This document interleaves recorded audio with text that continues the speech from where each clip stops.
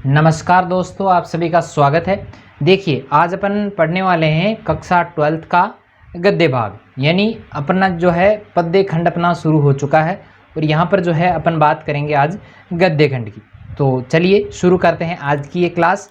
देखें, यहाँ पर एक वर्ड भी दिया गया है, शिक्षा और स्वतंत्रता। बच्चों को स्वाधीन बनाने की प्रेरणा यहाँ पर दी गई है और एक छोटा सा वाक्य भी यहाँ पे लिखा हुआ है। देखिए, प्रेमचंद का लिखा हुआ है, हंस पत्रिका में सन 1930 में छपा था।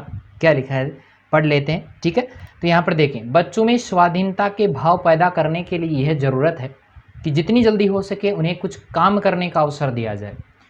इसका मतलब यह है कि बाहरी दबाव की जगह हम में आत्म संयम का उदय होना चाहिए और सच्चा स्वाधीन आदमी वही कहलाएगा जिसका जीवन आत्मा के शासन से संयमित हो जाता है, जिसे किसी बाहरी दबाव की ज़रूरत नहीं पड़ती। यहाँ पर जो है व्यक्ति को किस प्रकार जो है वो स्वावलंबी बनने की प्रेरणा दी गई है और स्वाधीनता की जो भावना है वो किस प्रकार अंदर विकसित हो सकती है, इस पर जोर दिया गया है। तो चलिए इसी एक अच्छे प्रेरणादायी वाक्य के साथ में अपन शुरू करते हैं आज की ये क्लास। देखें, यहाँ पर अपन आज पढ़ने वाले हैं महादेवी वर्मा के बारे में। देखिए, यहाँ पर जो है महादेवी वर्मा द्वारा जो लिखित पाठ है उसकी बात यहाँ पर करेंगे। सबसे पहले हमेशा की तरह ही अपन जो है कवि परिचय यहाँ पर करेंगे, उसके बाद में अपन जो यहाँ पर जो पाठ दिया गया है उसका परिचय पढ़ेंगे और उसके बाद में जो है पाठ में क्या क्या दिया गया है, किस प्रकार पाठ अपना रहने वाला है, उस सब की चर्चा अपन यहाँ पर करेंगे। तो चलिए शुरू करते हैं आज की ये क्लास। देखें, महादेवी वर्मा अच्छा पाठ है। लेखिका अपन ने बहुत ही जो है प्रभावशाली लेखिका अपन इसे कह सकते हैं। तो देखें, जन्म जो है इनका 1907 ईस्वी को होता है। कहाँ पर? फर्रुखाबाद, उत्तर प्रदेश में। महादेवी वर्मा का जन्म सन 1907 को फर्रुखाबाद, उत्तर प्रदेश में होता है। प्रमुख रचनाओं की अगर बात करें तो इनकी रचना है, एक है दीपशिखा और दूसरी है यामा। ये इनका प्रमुख काव्य संग्रह कहेंगे। श्रृंखला की कड़ियाँ, आपदा, संकल्पिता, भारतीय संस्कृति के स्वर, ये प्रमुख इनके निबंध रहे हैं। ठीक है, निबंध जो है वो रहेंगे श्रृंखला की कड़ियाँ, आपदा, संकल्पिता, भारतीय संस्कृति के स्वर, ये इनके निबंध हैं। इसके अलावा बात करें तो संस्मरणात्मक और रेखा चित्र की बात करें तो वो है अतीत के चलचित्र, स्मृति की रेखाएं, पथ के साथी और मेरा परिवार। ये कुछ संस्मरणात्मक रचनाएं भी कही जा सकती हैं। अब देखो, संस्मरणात्मक रचना क्या होती है? किसी बात को स्मरण करके, याद करके लिखना, तो वो कहलाती है संस्मरणात्मक। ठीक है, तो यहाँ पर इनको कुछ प्रमुख पुरस्कार भी दिए गए हैं। वो कौन कौन से हैं? इनको भारतीय ज्ञानपीठ पुरस्कार से सम्मानित किया गया। और कौन सी रचना पे? यामा जो इनकी प्रमुख रचना है, जो काव्य संग्रह है, उस पर इनको 1983 ईस्वी में, 1983 में जो है इनको ज्ञानपीठ पुरस्कार से सम्मानित किया गया। और उत्तर प्रदेश हिंदी संस्थान का भारत भारती जो सम्मान है उससे भी इन्हें नवाजा गया। इसके अलावा पद्म भूषण से इन्हें 1956 में नवाजा गया। ठीक है, निबंध इनका जो निधन है वो होता है सन 1987 ईस्वी को। कहाँ पर? इलाहाबाद में। जन्म मृत्यु आपको याद करनी है। जन्म 1907 और मृत्यु 1987, यानी आपको बिंदी के नीचे एक बिंदी और लगा देनी है। ठीक है, बाकी 7 तो 7 रहेगा, 19 का 19 ही रहने वाला है, याद रहेगा इतना। इसके अलावा कुछ पुरस्कार आपको याद करने हैं। कहानियाँ काव्य संग्रह कौन कौन से हैं, इसके अलावा इनके निबंध कौन कौन से हैं और संस्मरण या रेखा चित्र कौन कौन से हैं, ये भी आपको याद करने हैं, क्योंकि आपको जो है इसका साहित्यिक परिचय भी पूछा जा सकता है। ठीक है, तो चलिए थोड़ा सा मैं इसको ऊपर ले लेता हूँ, उसके बाद में अपन पढ़ते हैं। चलिए, ये हो गया यहाँ तक। ठीक है, चलिए आगे देखिए।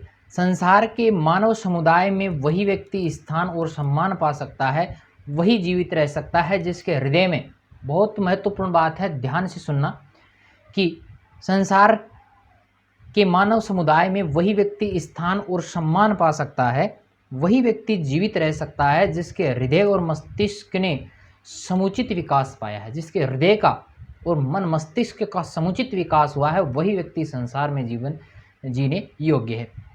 और जो अपने व्यक्तित्व द्वारा मनुष्य समाज से रागात्मक एक अलग भाव से के अतिरिक्त बौद्धिक संबंध भी स्थापित कर सकने में समर्थ हो, एक अलग तरीके का भाव जो है वो समाज के लोगों से वो जुड़ सके, इस प्रकार का भाव अगर किसी में है तो इस संसार में वही व्यक्ति जिंदा रह सकता है। तो अच्छी पंक्तियां हैं। चलिए आगे देखते हैं कि महादेवी वर्मा के बारे में और क्या क्या कहा गया है। देखें, साहित्य सेवी, और समाज सेवी दोनों रूपों में, चाहे साहित्य के क्षेत्र में देखें चाहे सामाजिक क्षेत्र में देखें, सामाजिक सेवा के क्षेत्र में देखें, तो दोनों रूपों में महादेवी वर्मा की जो प्रतिष्ठा रही है वो बहुत जो है अपन कह सकते हैं कि बहुत ही जो है संसार के लोगों के लिए एक प्रेरणा स्रोत वो रही है। महात्मा गांधी की दिखाई राह पर अपना जीवन समर्पित कर उन्होंने शिक्षा और समाज कल्याण के क्षेत्र में निरंतर कार्य भी किया है। महात्मा गांधी जी से बहुत ज़्यादा प्रभावित थी और अपना जीवन जो है उन्होंने शिक्षा और समाज के कल्याण के लिए समर्पित कर दिया था। नारी समाज में शिक्षा प्रसार के उद्देश्य से उन्होंने प्रयाग महिला विद्यापीठ की स्थापना की। इंपॉर्टेंट लाइन है कि नारी शिक्षा के प्रसार के लिए इन्होंने जो है प्रयाग महिला विद्यापीठ की स्थापना भी की है। साहित्यिक जगत में महादेवी वर्मा की जो प्रतिष्ठा बहुमुखी प्रतिभा के रचनाकार के रूप में रही है। बहुमुखी, बिल्कुल अलग अलग विचारधाराओं जिनकी हो वो कहलाता है बहुमुखी प्रतिभा। ठीक है, तो यहाँ पर देखें, अगर कविता के क्षेत्र में वे छायावाद के चार स्तंभों में से जो है ये क्या हो गया, चलिए अभी ठीक करते हैं इसको। चलिए, जो एक छोटी सी प्रॉब्लम थी वो अब सॉल्व हो गई है, ये मार्कर चलना बंद हो गया था तो वो ठीक कर दिया है मैंने। चलिए, जो है अपन बात कर रहे थे यहाँ पर कि महादेवी वर्मा की जो प्रतिष्ठा है बहुमुखी प्रतिभा के रचनाकार के रूप में रही है। अगर कविता के क्षेत्र में वे छायावाद के चार स्तंभों में, छायावाद के जो चार स्तंभ है वो माने जाते हैं सुमित्रानंदन पंत, जयशंकर प्रसाद और सूर्यकांत त्रिपाठी निराला, और इसके अलावा जो है वो महादेवी वर्मा जो है चौथे स्तंभ के रूप में कार्य करती रही है। छायावाद का जो समय है वो 1920 से लेकर 1940 तक का माना जाता है। ठीक है, तो यहाँ पर देखिए इनके नाम भी दे दिए गए हैं कि अन्य तीन जो प्रमुख हैं, पंत है, प्रसाद है और निराला, तो अपने निबंधों और संस्मरणात्मक रेखा चित्रों के कारण एक अप्रतिम गद्यकार के रूप में उनकी चर्चा होती रही है। कविता और गद्य इन दोनों क्षेत्रों में उनकी प्रतिभा अलग अलग स्वभाव लेकर सक्रिय हुई दिखाई देती है, चाहे कविता के क्षेत्र में हो, कविता यानी पद्य भाग के क्षेत्र में हो, चाहे गद्य भाग के क्षेत्र में हो, दोनों जगह इनकी जो प्रतिभा है वो अलग अलग स्वभाव के साथ में सक्रिय हुई है। कविताओं में भी अपनी आंतरिक वेदना, उनके अंतर की जो पीड़ा है और पीड़ा को व्यक्त करती हुई इस लोक से परे, इस लोक से दूर किसी और सत्ता की ओर अभिमुख दिखलाई देती है। तो अपने गद्य में उनका जो है गहरा सामाजिक सरोकार भी स्थान पाता है। उनकी श्रृंखला की कड़ियाँ उस समय की अद्वितीय रचना मानी जाती है। श्रृंखला की कड़ियाँ उनकी जो कविता है उनका वो जो है 1942 ईस्वी में प्रकाशित हुई थी। ये एक अद्वितीय रचना भी मानी जाती है। चलिए आगे चलते हैं। यहाँ पर देखें, जो हिंदी में स्त्री विमर्श की भव्य प्रस्तावना है, स्त्रियों के प्रति किस प्रकार का जो भाव है वो वहाँ पर व्यक्त किया गया है, स्त्रियों की पीड़ा का जो भाव है वो वहाँ पर व्यक्त किया गया है। उनके संस्मरणात्मक रेखा चित्र अपने आसपास के ऐसे चरित्रों और प्रसंगों को लेकर लिखे गए हैं जिन्हें साधारणतः हमारा ध्यान नहीं खींच पाती। हमारा ध्यान ऐसी वस्तुओं पर नहीं जाता जो महादेवी वर्मा ने अपने संस्मरणात्मक रेखा चित्रों के माध्यम से लोगों को दिखाया है, जिनकी साधारणतः हमारा ध्यान जो है वो नहीं खींच पाती। लेकिन महादेवी जी की मर्मभेदी, हृदय को छू जाने वाली और करुणामयी दृष्टि उन चरित्रों की साधारण में असाधारण तत्वों की संधान करती है। संधान करना यानी ऐसे चरित्रों को इन्होंने उबारा है, ऐसे चरित्रों के उन तत्वों की ओर ज़्यादा ध्यान आकर्षित किया है जिन्हें हम सोच भी नहीं सकते। इस तरह समाज की शोषित पीड़ित तबके को उन्होंने अपनी गद्य रचनाओं में नायकत्व प्रदान किया है, एक नयापन उनमें लाए हैं, एक नायक के रूप में जो है उनको दिखाया है। किनको?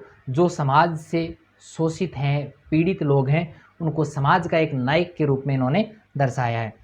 उनके इस प्रयास ने हिंदी के साहित्यिक समाज पर ऐसा गहरा असर डाला कि संस्मरणात्मक रेखा चित्र की विधा के लिए शोषित पीड़ित आमजन को विषय वस्तु के रूप में मान्यता मिल चुकी है। तो ये मेरे ख्याल से समझ में आया होगा। अब बात करेंगे अपन यहाँ पर जो पाठ दिया गया है अपना भक्तिन, उस भक्तिन जो संस्मरणात्मक जो रेखा चित्र है उसमें क्या बताया गया है उसकी बात यहाँ पर करेंगे। किस प्रकार जो है वो भक्तिन के बारे में महादेवी वर्मा के विचार हैं, उन सब की चर्चा अपन यहाँ पर करेंगे। तो थोड़ा सा मैं इसको ऊपर ले लेता हूँ, आपको दिखाई नहीं देगा वरना। देखिए यहाँ पर ले लेते हैं और अब जो है इसको पढ़ते हैं। देखें, भक्तिन महादेवी की जो है प्रसिद्ध संस्मरणात्मक रेखा चित्र माना जाता है। प्रसिद्ध है सबसे भक्तिन। ठीक है, जो स्मृति की रेखाओं में संकलित है। आपको पता होगा स्मृति की रेखाएं का सबसे अच्छा संस्मरणात्मक या रेखा चित्र अपन कह सकते हैं। तो उसमें भक्तिन जो है वो सबसे सर्वश्रेष्ठ माना जाता है। इसमें महादेवी जी ने अपनी सेविका, देखो महादेवी जी की सेविका है, उसका नाम क्या है, भक्तिन, नौकरानी है, कि अतीत और वर्तमान का परिचय देते हुए उनके व्यक्तित्व का बहुत दिलचस्प खाका खींचा है। देखो अपनी जो उसकी नौकरानी है, जो उसकी सेविका है, जो हर समय उसके साथ रहती है, उसका अतीत कैसा था और उसका वर्तमान कैसा है, उसका परिचय हमें दिया गया है।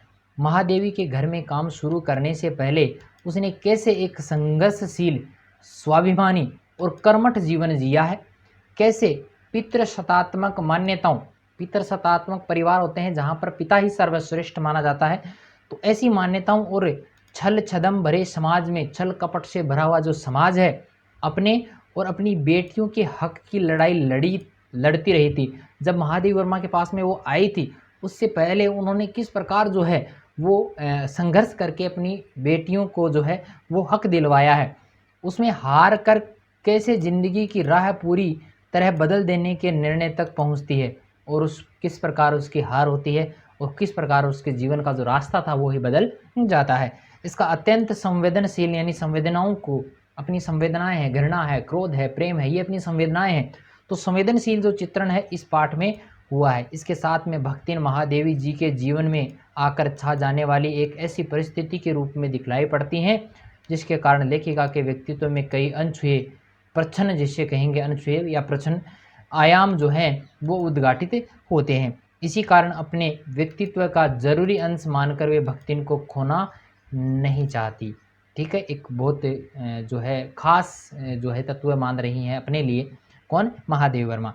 समग्रतः इस पाठ को परिस्थितिवश अक्खड़ बनी पर महादेवी के प्रति अनमोल आत्मीयता से भरी भक्तिन के बहाने स्त्री अस्मिता की संघर्षपूर्ण आवाज़ के रूप में भी पढ़ा जाना चाहिए। सबसे इम्पोर्टेंट बात तो यहाँ पर ही आई है, वो ये है कि यह जो यहाँ पर संस्मरणात्मक रेखा चित्र है उसमें सबसे महत्वपूर्ण बात है कि यहाँ पर किस प्रकार जो समाज है वो स्त्री अस्मिता की परवाह किए बगैर जो है वो जो है अपने ही फायदे के लिए कार्य करता है, और किस प्रकार एक स्त्री द्वारा संघर्षपूर्ण जीवन की जो कहानी है वो भी यहाँ पर दिखाई गई है। तो मेरे ख्याल से आपके ये मोटा मोटा तो समझ में आया होगा। जब भी अपन पाठ पढ़ेंगे, आज मैं इतना ही करवाऊंगा, उसके बाद में अपन जब भी पाठ पढ़ेंगे तो पाठ से पहले मैं पाठ का जो मोटा मोटा सार है वो पहले आपको बताऊंगा, उसके बाद में अपन जो है वो पाठ को पढ़ेंगे। तो मेरे ख्याल से आपके ये जो कवि परिचय और लेखक परिचय का जो बिंदु है वो समझ में आया होगा। ठीक है, तो आज के लिए इतना ही, फिर मिलते हैं एक नए वीडियो के साथ में, एक नई कक्षा के साथ में। और अगर आपने अभी तक मेरे YouTube चैनल को सब्सक्राइब नहीं किया है तो इसे जल्द से जल्द सब्सक्राइब करें, और वीडियो पसंद आए तो लाइक करें, शेयर करें, और आपका कोई विचार है मेरे इस वीडियो से रिलेटेड तो आप मुझे कमेंट कर सकते हैं। तो आज के लिए इतना ही, मिलते हैं फिर कल इसी समय। Thank you.